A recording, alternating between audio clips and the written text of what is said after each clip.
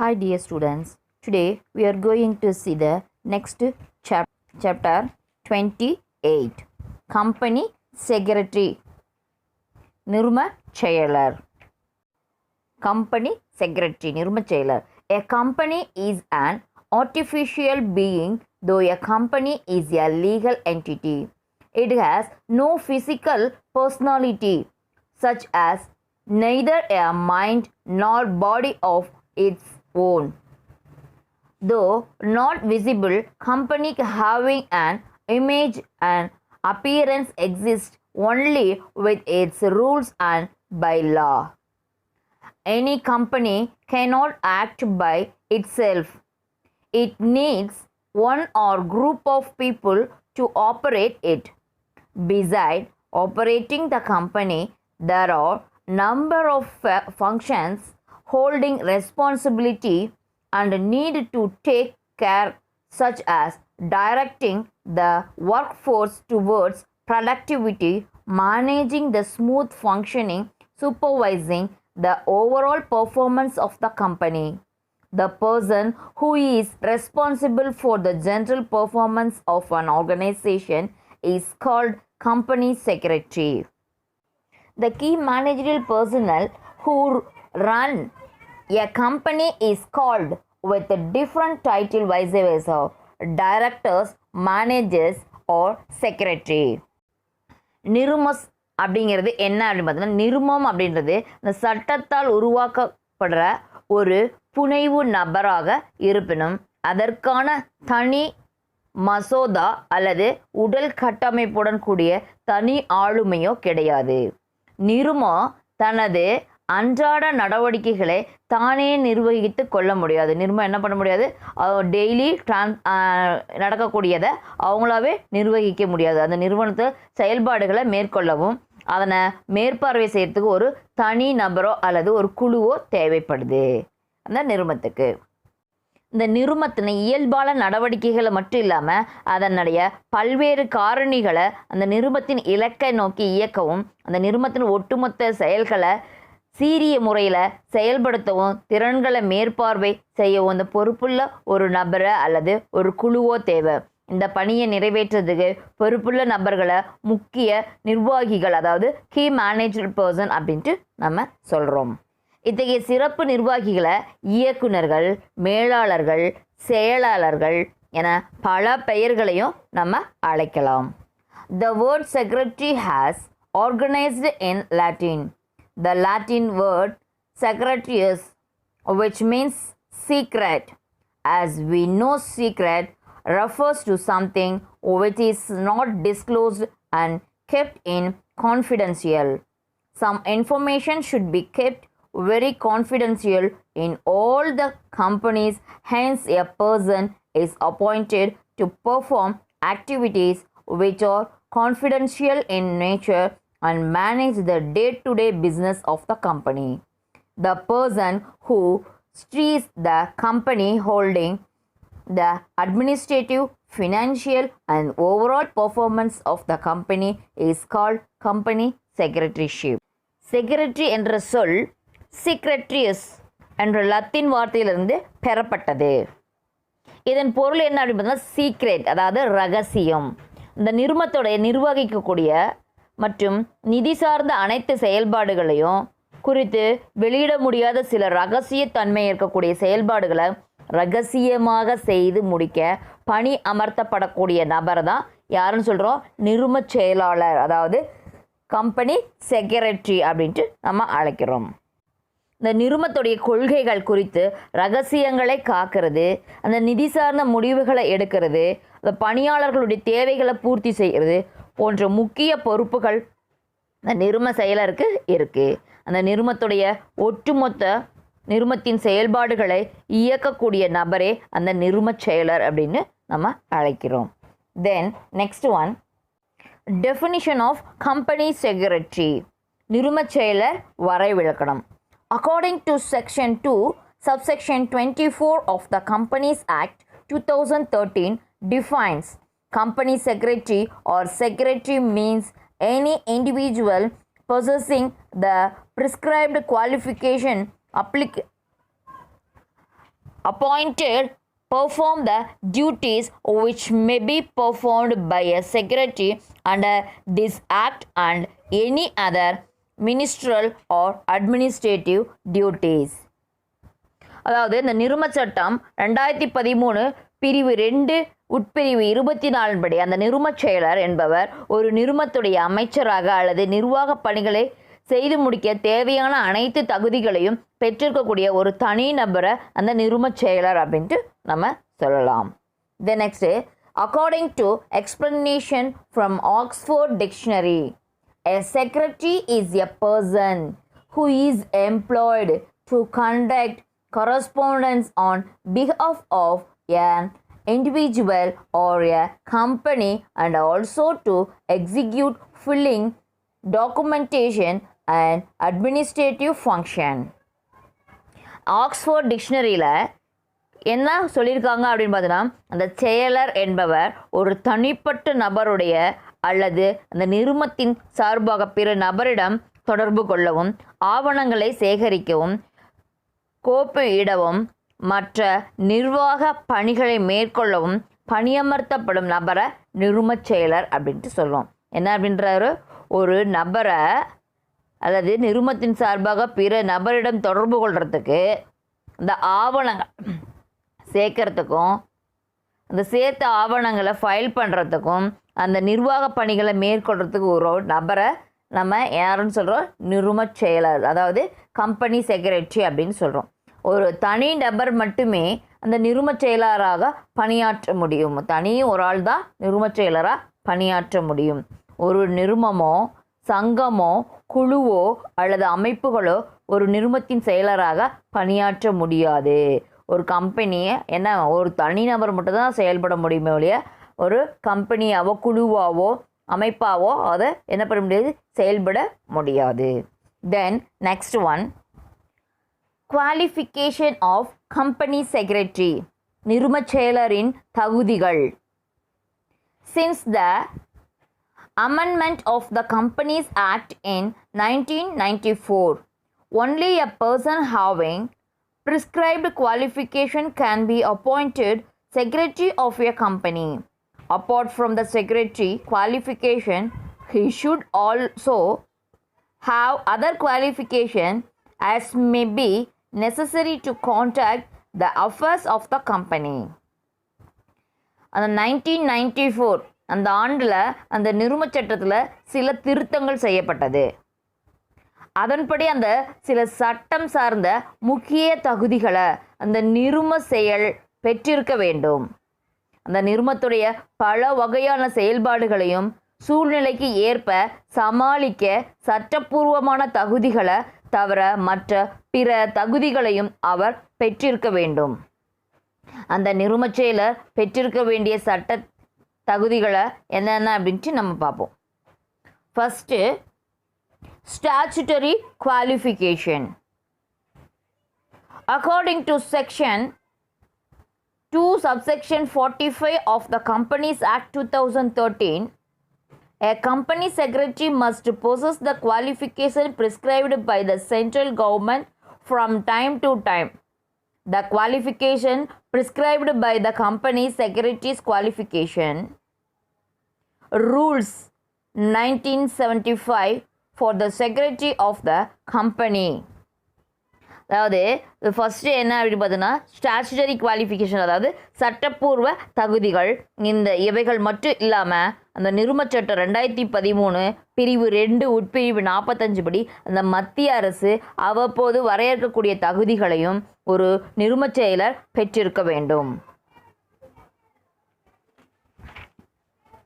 First one, in case of a company having paid up share capital rupees 5 crore or more, the secretary must be a member of the Institute of the Company Secretaries of India, incorporated under the Companies Act 1956 and licensed under section 25 of that act. 5 கோடி அல்லது அதற்கு மேலே பங்கு முதல் பெற்றுள்ள நிறுவனத்துடைய செயலாளராக பணிபுரிய இந்திய நிறுவன செயலாளர்கள் நிறுவனத்துடைய உறுப்பினராகவோ அல்லது லண்டன் பட்டய செயலர் நிறுவனத்துடைய உறுப்பினராகவோ இருக்கலாம். The next one,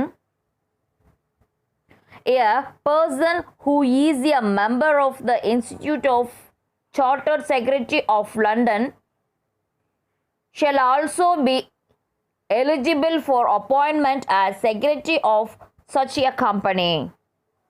5 கோடியோ அதற்கு மேலேயோ பங்கு முதல் கொண்ட நிறுவனத்திற்கு குறிப்பிட்டுள்ள தகுதியை பெற்றிருக்கணும். என்ன பண்ணணும்? அதுக்கு ஒரு குறிப்பிட்ட தகுதி அவங்க பெற்றிருக்கணும். Then next, in the case of any other company, one or more of the following qualification shall have be possible by the secretary. Passed by the secretary. அந்த நிறுவன சட்டம் 2013 பிரகாரம் என்னென்ன அவங்க தகுதிகள் பெற்றிருக்கணும் அப்படின்னு பார்த்தோன்னா, first one, qualification specified in class or above. ஏனைய நிறுவனத்துடைய கீழ்காணும் ஒன்று அல்லது அதற்கு மேற்பட்ட தகுதிகளை ஒரு நிறுவனம் பெற்றிருக்கணும். A degree in law granted by any university. ஏதேனும் ஒரு பல்கலைக்கழகத்துடைய ஒரு சட்ட படிப்புக்கான பட்டயம் பெற்றிருக்கணும்.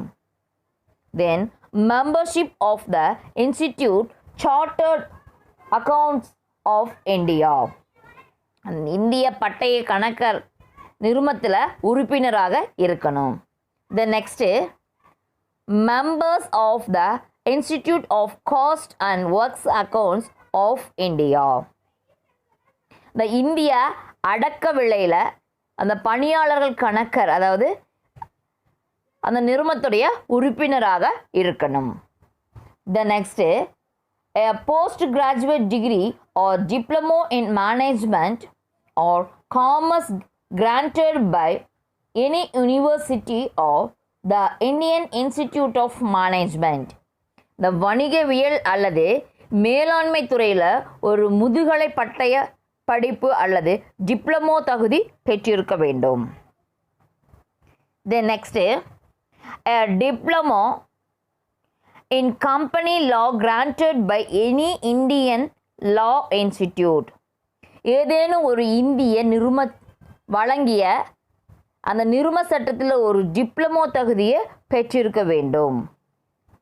தென் நெக்ஸ்ட் ஒன், அதர் குவாலிஃபிகேஷன். பிற தகுதிகள் என்னென்ன வேணும் அப்படின்னு பார்த்தோம்னா, statutory qualification are not enough to become a company secretary. The secretary must be smart, unbiased and must have high IQ. Besides, persons of mind and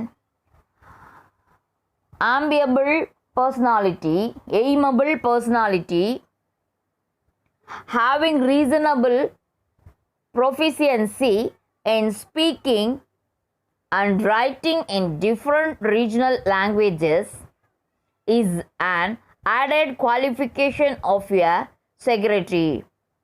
Besides, company secretary should have a true knowledge of company law, mercantile law, economic law, labor law, accounting and office management.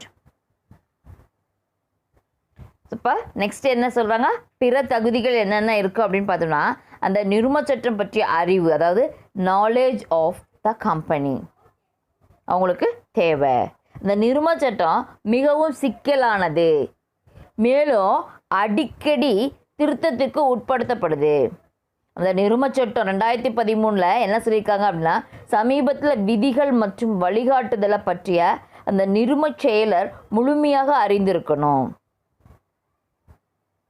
அந்த நிறுவனத்தில் பல தருணங்களை காப்புரிமை, பதிப்புரிமை, வணிக குறி பற்றியும் மேலும் பணியாளர் பற்றிய பிரச்சனைகள் ஏற்படும். ஆகவே அந்த நிறுவன செயலர் பல்வேறு வணிகம் தொடர்பான சட்டங்கள், குறிப்பாக மாற்றுமுறை ஆவண சட்டம், ஒப்பந்த சட்டம், சரக்கு விற்பனை சட்டம், பணியாட்கள் சட்டம், காப்புரிமை, பதிப்புரிமை சட்டம், ஆலை சட்டம் போன்ற பல்வகையான வர்த்தக தொடர்பான சட்ட ஷரத்துகளை தெளிவாக தெரிந்து வைத்திருக்க வேண்டும். ஸோ இது எல்லாத்தையுமே அவங்க என்ன பண்ணணும், தெளிவாக தெரிஞ்சு வச்சுக்கணும். Then next one, appointment of company secretary, நிறுவனச் செயலர் நியமனம்.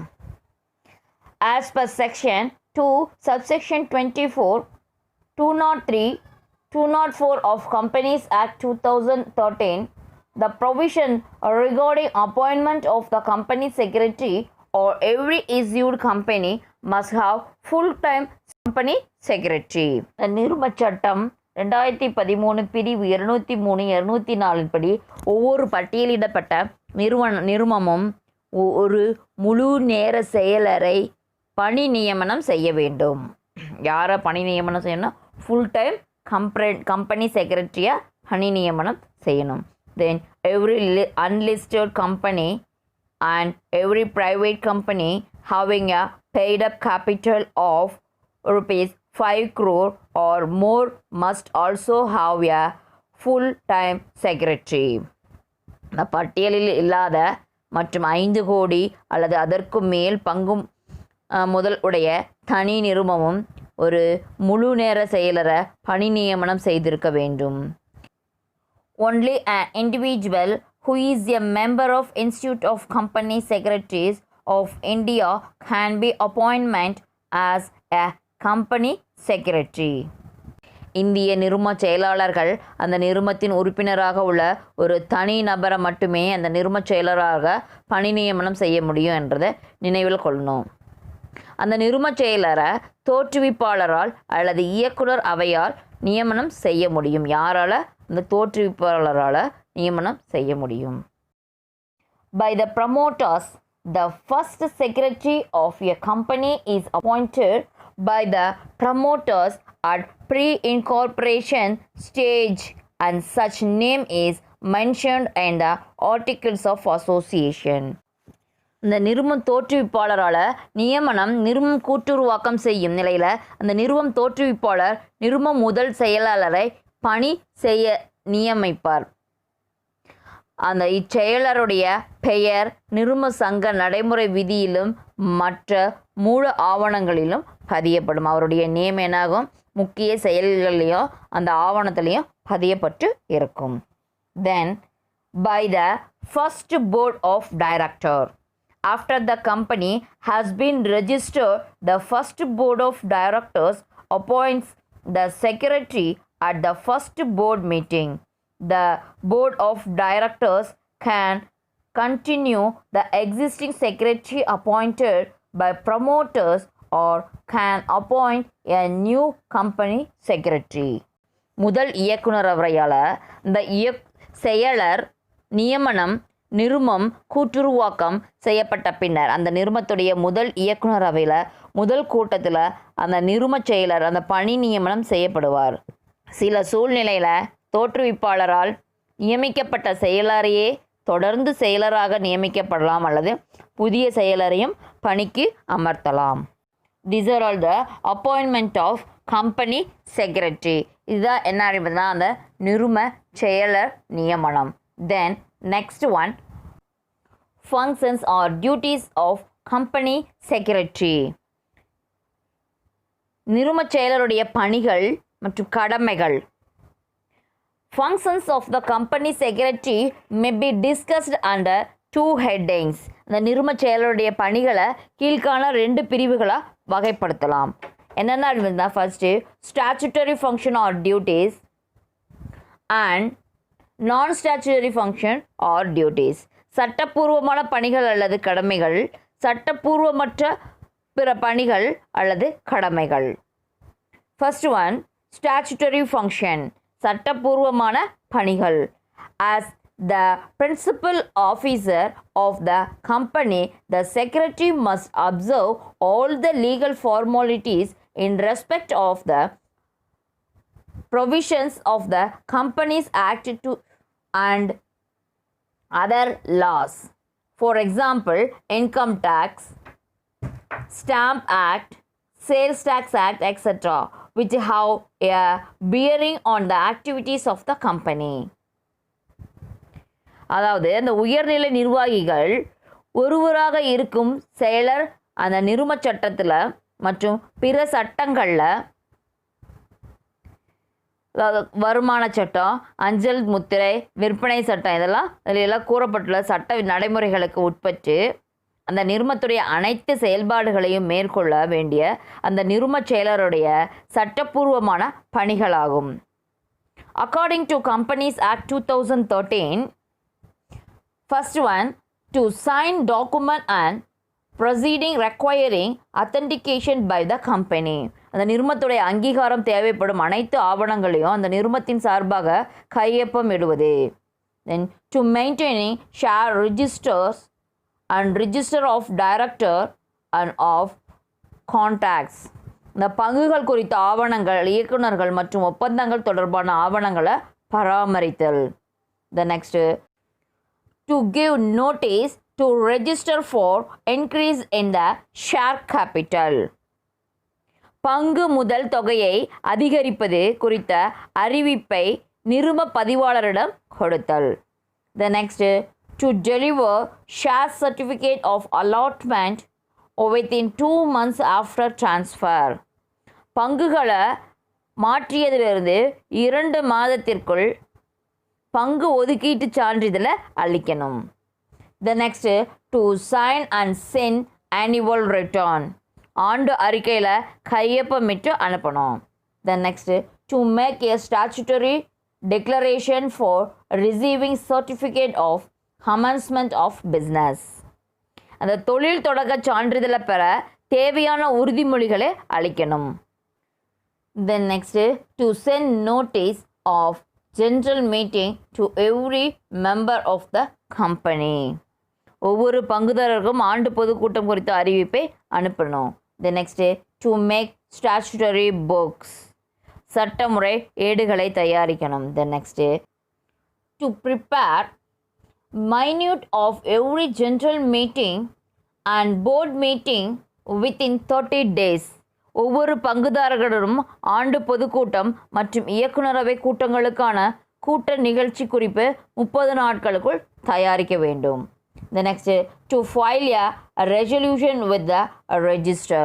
கூட்டத்தில் நிறைவேற்றப்பட்ட தீர்மானங்களை கோப்பில் இருந்து நிறுவனம் பதிவாளருக்கு அனுப்பணும். The next one, to assist in preparing the statement of affair in a winding up. இந்த நிறுவன கலைப்பின் போது அந்த நிதி நிலை அறிக்கைகளை தயாரிக்க உதவி செய்தல். இதெல்லாம் தான் என்ன அப்படின்னு பார்த்தீங்கன்னா statutory function according to companies act 2013. Then next, under the Income Tax Act, he is responsible for declaration of requisite income tax from salaries of employees, dividend and interest payable. He has to ensure that the tax deducted is deposited at government treasury. Secretary has to submit and verify various forms for timely filling of income tax return to the authorities in accordance with the law. He has to see that the certificate of tax deducted at source is issued to every employees and shareholders. வருமான வரி சட்டப்படி அந்த செயலருடைய பணிகள் இந்த பங்குதாரர்களுக்கு உரிய பங்காதாயம் குறிப்பிட்ட காலத்தில் வழங்கணும். அந்த செயலர்கள் பணியில் அடங்கும். இந்த பணியாட்களுக்கு வழங்க வேண்டிய சம்பளம், செலுத்த வேண்டிய வட்டி ஆகியவற்றை அந்த வருமான வரியை கழிச்சிட்டு அந்த மீதியை செலுத்துவது அந்த செயலருடைய பணியாகும். அவ்வாறு கழிக்கப்பட்ட வரி அரசு கருவூலத்தில் செயல்படுத்தப்பட்டு விட்டதா என உறுதி செய்து கொள்ள வேண்டியதும் அந்த செயலருடைய பணியாக இருக்குது. இந்த பங்குதாரர்களுடைய மற்றும் ஊழியர்களுக்கு வரி கழிக்கப்பட்டவர்களுக்கான சான்றிதழ் அளிக்கப்பட்டு விட்டதா என உறுதி செய்யணும். ஸோ அந்த செயலருடைய கடமையாக இருக்குது. இதெல்லாம் இந்த வருமான வரித்துறை அதிகாரிகளுக்கு சட்டப்படி அளிக்க வேண்டிய கோப்புகளை சரிபார்த்து உரிய காலக்கெடுவுக்குள் அளிக்க வேண்டியதோ அந்த செயலருடைய பணியாக இருக்குது. Then next one, under Indian stamp act, இந்திய முத்திரை வரி சட்டப்படி நிறுவன செயலருடைய பணிகள். The company secretary has to ensure that whether proper stamps are affixed on the company's document like letter of allotment and share certificate or not. He is also complying with Minimum Wages Act, Industrial Dispute Act Employees State Insurance Act. இந்த பங்கு ஒதுக்கீட்டு கடிதம் மற்றும் பங்கு சான்றிதழ் போன்ற முக்கிய நிறும ஆவணங்களில் முறையான அஞ்சல் தலைகளை ஒட்டப்பட்டுள்ளதா என கவனிக்க வேண்டியது அந்த செயலருடைய தலையாய பணிகளில் ஒன்றா இருக்குது. Then next one, under the state tax act, sales tax act, விற்பனை வரி சட்டப்படி இந்த நிறுமச் செயலருடைய பணிகள். He must ensure timely submission of tax return to the sales tax authorities and payment of tax. விற்பனை மீதான வரியை உரிய நேரத்தில் உரிய முறையில் செலுத்துவதற்கு தேவையான ஆவணங்களை சரிபார்த்து விற்பனை வரித்துறை அதிகாரிகளிடம் அளிக்கப்பட்டு விட்டதா என உறுதி செய்து மேற்கொள்ள வேண்டிய செயலரின் பணிகளாகும். The next under other act, இதர சட்டங்கள் படி நிறுமச் செயலருடைய பணிகள். He must see that the provisions of any other act applicable to the company, for example, Foreign Exchange Regulation Act, Industries Act and rules are also complied with. Where the company is carrying on manufacturing business, he must also comply with the provision of the Factories Act, Payment of Wages Act, Industrial Dispute Act and other labor laws. இந்த நிறும செயல்பாட்டிற்கு தொடர்புடைய பிற பல வகையான சட்டங்களை பற்றியும் நிறுமச் செயலாளர் அறிந்திருக்க வேண்டியது முக்கியமான ஒன்றாகும். குறிப்பாக அந்நிய செலாவணி ஒழுங்குமுறை சட்டம், தொழில் சட்டம், தயாரிப்பு தொழில்களை மேற்கொள்ளும் நிறுமச் செயலாளர் தொழிற்சாலை சட்டங்கள், கூலி சட்டம், தொழிற்சாலை தொடர்பான வழக்கு சட்டம், தொழிலாளர் சட்டம், குறைந்த அளவு கூலி செலுத்தும் சட்டம் போன்ற பல சட்ட விதிமுறைகளை செயலாளர் அறிந்திருக்க வேண்டும். தென் நெக்ஸ்ட் ஒன், இதெல்லாம் என்ன அப்படின்னு பார்த்தோம்னா ஸ்டாச்சுட்டரி ஃபங்க்ஷன்ஸ், இவ்வளோ நேரம் பார்த்தது. தென் நெக்ஸ்ட் நம்ம பார்க்க போகிறது என்ன அப்படின்னு பார்த்தோம்னா நான் ஸ்டாச்சுட்டரி ஃபங்க்ஷன்ஸ், சட்டப்பூர்வமற்ற பிற பணிகள். Secretary has to discharge non-statutory function in relation to directors, shareholders and office and staff. These functions are briefly mentioned. So first function, functions as agent of director. Then second, functions towards shareholders. Then next, functions towards office and staff. செயலாளர் பல்வேறு சட்டங்கள் சார்ந்த பணிகளை மேற்கொண்டாலும் இந்த நிறும இயக்குனர்கள், பங்குனர்கள், பணியாட்கள் மற்றும் ஊழியர்களுக்கு என பல்வேறுபட்ட பணிகளை ஆற்ற வேண்டியுள்ளது. அந்த செயலரின் சட்டப்பூர்வமற்ற பணிகளை பின்வருமாறு வகைப்படுத்தலாம். என்னென்ன அப்படின்னு பாரு. ஃபர்ஸ்ட் ஒன், இயக்குனர்களுக்கு ஆற்ற வேண்டிய முகமை பணிகள், பங்குனர்களுக்கு ஆற்ற வேண்டிய முகமை பணிகள், அலுவலக ஊழியர்கள் மற்றும் பணியாட்களுக்கு ஆற்ற வேண்டிய பணிகள். First one, functions in relation to directors, இயக்குனர்களுக்கு ஆற்ற வேண்டிய முகமை பணிகள். A company secretary act under the full control of the board of directors and carry out the instruction of the directors. The secretary provides necessary advice and information to the board to formulate company policy and arrive at decision. It is the secretary's duty to implement the decision taken by the board of directors. இந்த நிறுமச் செயலாளர் இயக்குனர் அவையில் முழு கட்டுப்பாட்டுடன் கீழ் செயல்படுவதால் இயக்குனர் அவையில் அனைத்து அறிவுரைகளையும் நடைமுறைப்படுத்த வேண்டிய செயலாளரின் பணியாக இருக்கு.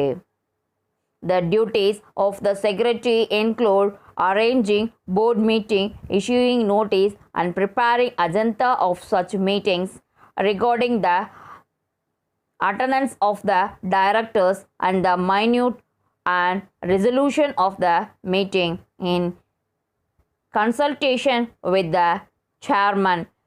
He maintained all important correspondence, file documents and records and the board office. இயக்குநர்களுடைய வருகை பதிவேட்டில் பராமரிப்பது, கூட்டங்களை கூட்டுவது, கூட்டத்திற்கான அழைப்பு விடுப்பது, கூட்ட நிகழ்ச்சியில் நிரல் மற்றும் கூட்ட குறிப்பு தயாரிப்பு தொடர்பாக கூட்டத் தலைவருடன் கலந்து ஆலோசித்து பல தீர்மானங்களை தயாரிக்கக்கூடியது, இயக்குநரவை அலுவலகங்களுடன் தகவல் தொடர்பு ஏற்படுத்தி ஆவணங்களை கோப்பிடல் மற்றும் பதிவேடுகளை தயாரித்து அளிப்பது போன்ற பல்வேறு பணிகளை இயக்குநர்களுக்கு செயலர் ஆற்ற வேண்டும். The next one, functions in relation to shareholders. The company secretary must serve in the best interest of the shareholders. He also must safeguard the shareholders' interest. Under the Companies Act 2013, secretary should act as link between the board of directors and the shareholders. Also ensure that the shareholders' rights are violated. He has to arrange the issue allotment letter, call letter, letter of registration, share certificate, share warrant to shareholders. Besides, he also to issue notice and agenda of full meeting of shareholders and also send replies to the inquiries and complaint of the shareholders on behalf of the board of directors. இப்போ next என்ன சொல்கிறாங்க, அந்த நிறும பங்குதாரர்களிடம் உரிமை பாதிக்கப்படாமல் ஒரு பாதுகாப்பை ஏற்படுத்தி அவர்களுடைய நலனை பேணி காக்க வேண்டியது அந்த நிறும செயலருடைய கடமையாகும். அந்த நிறும சட்டம் 2013 படி அந்த இயக்குனர் அவை நிறும பங்குதாரர்களுக்கு இடையே தொடர்பை ஏற்படுத்த வேண்டும். அந்த நிறும பங்குதாரர்களின் உரிமை மீறப்படவில்லை என்பதை உறுதி செய்ய வேண்டும், இவருடைய பணியாகும். ஸோ இந்த பங்கு ஒதுக்கீட்டு கடிதம், கூட்ட அழைப்பு கடிதம், வருத்த கடிதம், பங்கு சான்றிதழ், பங்காணைகளை அனுப்புதல் மற்றும் கடனீட்டு பத்திரங்களுக்கு கடன் பத்திரத்தை அளிக்கிறது இந்த செயலருடைய பணிகளாக இருக்கு. Then next one, functions in relation to office and staff. அலுவலக ஊழியர்கள் மற்றும் பணியாட்களுக்கு ஆற்ற வேண்டிய பணிகள். த secretary is the kingpin of the whole corporate machinery. He is responsible for smooth functioning of the office work. He exercises an overall supervision, control and coordination of all clerical activities in the office. இந்த நிறும அலுவலக ஊழியர்களுடைய தலைசிறந்த மூத்த ஊழியராக இருப்பவர்கள் இந்த செயலர்கள் ஆவார்கள். இந்த அலுவலக செயல்பாடுகள் இயல்பாக செயல்பட செய்வது இந்த செயலருடைய பணியாக இருக்குது. அலுவலக செயல்பாடுகளை குறிப்பாக இந்த நிறுமச் சட்டம் மற்றும் நிதி சார்ந்த அனைத்து செயல்பாடுகளையும் தனது நேரடி கட்டுப்பாட்டில் செயல்படுத்த வேண்டியது அந்த செயலர்களுடைய பணிகளாக இருக்குது. இதுதான் என்ன அப்படின்னா functions in relation office and staff. These are all the non statutory functions. Then next topic, power and rights of company secretary. நிறுமச் செயலரின் அதிகாரம் மற்றும் உரிமைகள். A company secretary is a high-level officer. He enjoys certain rights and power as per contract made with the company, which are as follows. இந்த நிறுமத்தின் உயர்நிலை அதிகாரியாக விளங்கக்கூடிய செயலருக்கு என சில உரிமைகளும் அதிகாரங்களும் உள்ளன. அவை அந்த நிறுமத்தோட கூடிய ஒப்பந்தத்திற்கு உட்பட்டவைகளாக இருக்கும். அவைகள் என்னென்ன அப்படின்ட்டு பாரு. First one, supervision and control. மேற்பார்வை மற்றும் கட்டுப்படுத்தும் அதிகாரம். As a head of the office, a company secretary has to right to supervise, direct and control all office activities of subordinate office. இந்த நிறுமத்தினுடைய தலைமை ஊழியராக இருக்கும் செயலர் தன் கீழ் பணிபுரியும் அலுவலர்களுடைய செயல்பாடுகளை மேற்பார்வை செய்யவும் வழிகாட்டவும் கட்டுப்படுத்தவும் அதிகாரம் உண்டு. தென் நெக்ஸ்ட் ஒன், சைனிங் அத்தாரிட்டி. கையொப்பம் இடும் உரிமை. Being a principal officer, a company secretary can sign contract proceedings of the company meeting, file and documents on behalf of the company. அந்த நிறுமத்துடைய பிரதான மூத்த அதிகாரிகளுடைய ஒருவரான செயலர் நிறுமத்தினுடைய சார்பாக பல ஒப்பந்தங்களையும் நிறும கூட்டமைப்பு நடவடிக்கை குறித்த கோப்புகளையும் கையொப்பம் இடக்கூடிய அதிகாரத்தை பெற்று இருக்கிறார். தென் நெக்ஸ்ட், எக்ஸசைசிங் பவர் அதிகாரத்தை செலுத்துதல். He has the right to exercise powers as granted by board of directors. இயக்குநரவையால் வழங்கப்பட்ட அதிகாரங்களை செயல்படுத்திக் கொள்ளக்கூடிய உரிமை இந்த செயலருக்கு இருக்கு. Then next issuing testimonial சான்றிதழ் வழங்கும் உரிமை. A company secretary can issue testimonials to employees on behalf of the company. அந்த நிறுவனத்துடைய சார்பாக ஊழியர்களுக்கு பல சான்று வழங்கக்கூடிய அதிகாரம் இந்த செயலருக்கு இருக்கு.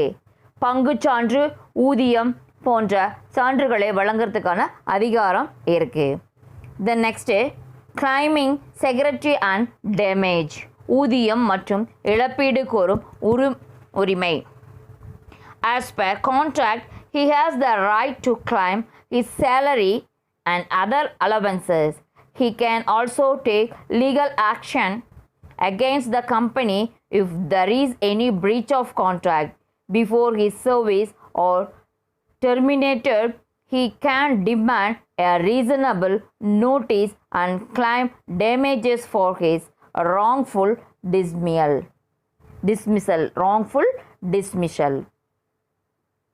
இந்த நிறுவனத்தோட செய்து கொண்டக்கூடிய ஒப்பந்தத்தின்படி அந்த செயலர் தமக்குரிய ஊதியத்தையும் இதர படிகளையும் பெறும் உரிமை உண்டு. அந்த நிறுவனத்திற்கு எதிராக வழக்கு தொடரும் உரிமையும் அந்த செயலருக்கு இருக்கு.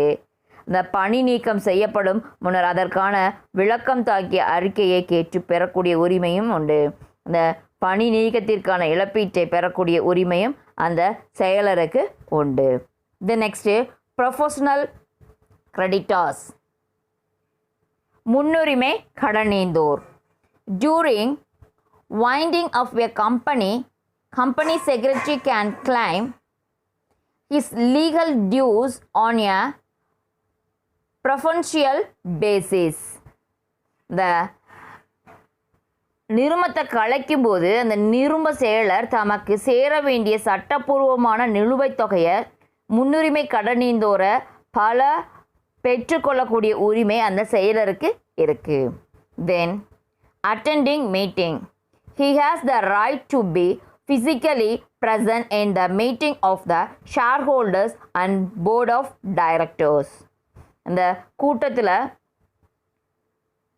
சட்டப்படி இந்த செயலாளருக்கும் நிறுவனத்துக்கும் இடையே இந்த முதலாளி தொழிலாளி என்ற உறவு நிலவுகின்ற ஒரு சாதாரண பணியாளரை பணி நீக்கம் செய்வதைப் போல செயலரையும் பணி நீக்கம் செய்ய முடியும்.